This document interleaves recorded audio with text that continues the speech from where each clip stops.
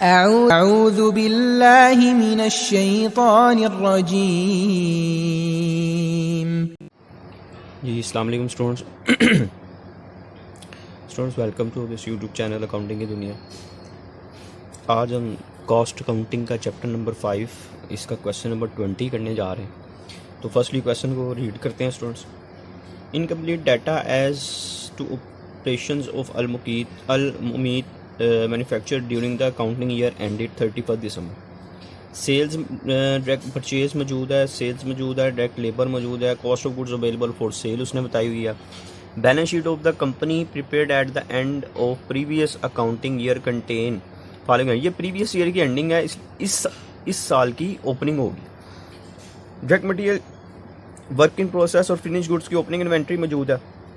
Companies experience over past year shows the following percentage. Direct labour 20% of total current manufacturing cost, FY 33 1/3% of conversion cost, GP is 20% of sale. The factory is covered by comprehensive insurance policy. Insurer want to know approximate value inventory lost for the settlement of claim। यानी कि आपने इस question में भी, जैसे इस question में ending inventories find की थी, इस क्वेश्चन में भी आपने ending inventories of finish goods, work in process और रॉ मटेरियल की एंडिंग इन्वेंट्रीज फाइंड करनी। जो डाटा हमारे पास मौजूद है, फर्स्टली उसको हम क्वेश्चन में पुट करते हैं। सबसे पहले हमारे पास opening inventory of material available है, ये है जी हमारे पास 50,000 से। परचेजेस भी मौजूद हैं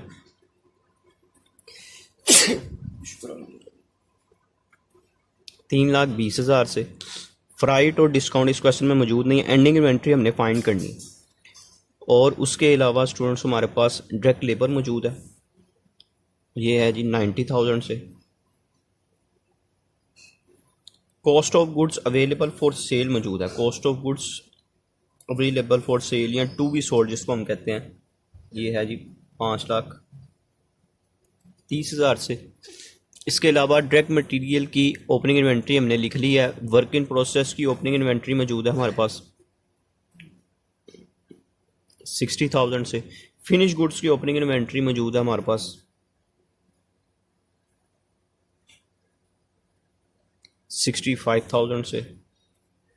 और स्टूडेंट्स बाकी कुछ परसेंटेज हमारे पास मौजूद है, इनको यूज़ करते हुए फर्दर हम कैलकुलेट करेंगे। पहले इसको ऐड कर लेते हैं हम। 50,000 प्लस 3,20,000, तो ये हमारे पास आ गया 3,70,000। ठीक हो गया स्टूडेंट्स। अब हम इसकी वर्किंग करेंगे और रिमेनिंग जो कैलकुलेशंस हैं उसको यूज़ करेंगे।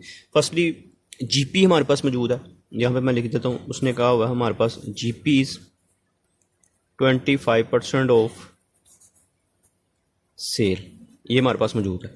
सेल भी हमारे पास मौजूद है, उसको यूज़ करते हुए हम जीपी निकाल लेते हैं। तो सेल हमारे पास जो बताई हुई है वो 6,50,000 है। इसका ले लेंगे हम 25%। 6,50,000 मल्टीप्लाई बाय 25%, तो ये हमारे पास आ गया जी 1,62,500। ये जीपी आ गया। अब यहाँ से हम कॉस्ट निकाल सकते हैं, क्योंकि कॉस्ट इज इक्वल टू होती है सेल माइनस जीपी। सेल हमारे पास मौजूद है 6,50,000 और जीपी भी हमने निकाल लिया। तो ये 6,50,000 में से जब माइनस करते हैं हम इसको, तो हमारे पास CGS आ जाता है 4,87,500। इसको मैं क्वेश्चन में पुट कर देता हूँ। ये हमारे पास CGS आ गया जी 4,87,500। और अगर इन दो वैल्यूज़ का डिफरेंस ले लें हम, तो हमारे पास एंडिंग इन्वेंट्री भी आ जाएगी और फिनिश गुड्स। इनको माइनस करते हैं तो 42,500 ये फिनिश गुड्स की एंडिंग इन्वेंट्री आ गई हमारे पास। अब हम थोड़ा सा इसको रिवर्स जा सकते हैं। चलें, ये यहाँ से हम इसको 5,30,000, ये चूँकि ये वैल्यू ऐड हो रही है इसलिए रिवर्स जाएंगे तो ये माइनस हो जाएगी। तो ये हमारे पास आ गया जी 4,65,000। ये हमारे पास क्या आ गया, cost of goods manufacturing CGM आ गया हमारा। अब ये हमारे पास फर्स्ट कैलकुलेशन हो गई। इसके बाद स्टूडेंट्स उसने हमें एक कैलकुलेशन दी हुई है कि direct labour is 20% of current manufacturing cost. इसको हम यूज़ करते हैं। Direct labour is 20% of current manufacturing cost. अब स्टूडेंट डायरेक्ट लेबर हमारे पास मौजूद है जो कि है 90,000। इस कैसे आई है 20% ऑफ करंट मैन्युफैक्चरिंग कॉस्ट। अब इसको अगर हम इस तरफ ले आएँ मैथमेटिकली तो ये 100 मल्टीप्लाई हो जाएगा और 20 डिवाइड हो जाएगा तो हमारे पास करंट मैन्युफैक्चरिंग कॉस्ट आ जाएगी। तो 90,000 को मल्टीप्लाई करते हैं 100 से, डिवाइड करेंगे 20 से, तो करंट मैन्युफैक्चरिंग कॉस्ट हमारे पास आ गई 4,50,000। ये करंट मैन्युफैक्चरिंग कॉस्ट आ गई, ये हमारे पास एक वैल्यू आ गई। इसको भी हम क्वेश्चन में पुट कर देते हैं। करंट मैन्युफैक्चरिंग कॉस्ट ये है जी हमारे पास 4,50,000। ठीक हो गया स्टूडेंट्स। अब हम यहाँ से इसको फर्दर 4,50,000 में ऐड वर्क इन प्रोसेस की ओपनिंग इन्वेंट्री ऐड कर देते हैं। तो ये आ गया जी 5,10,000। अब इन दो वैल्यूज़ का डिफरेंस लेंगे तो दरमियान वाली वैल्यू यानी कि वर्क इन प्रोसेस की एंडिंग इन्वेंट्री आ जाएगी जो कि आ जाएगी 45,000। ठीक हो गया स्टूडेंट। ये दो चीज़ें हमने फाइंड कर ली।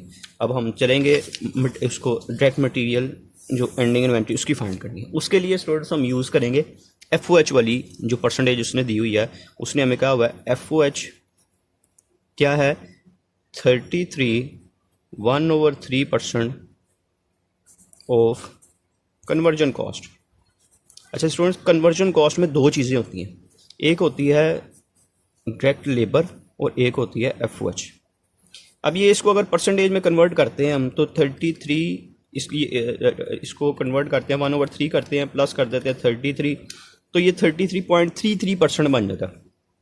अगर FOH 33.33% है तो डायरेक्ट लेबर कितना हुआ, इसको 100 में से माइनस करेंगे तो हमें पता चलेगा 66.67% हमारी डायरेक्ट लेबर है।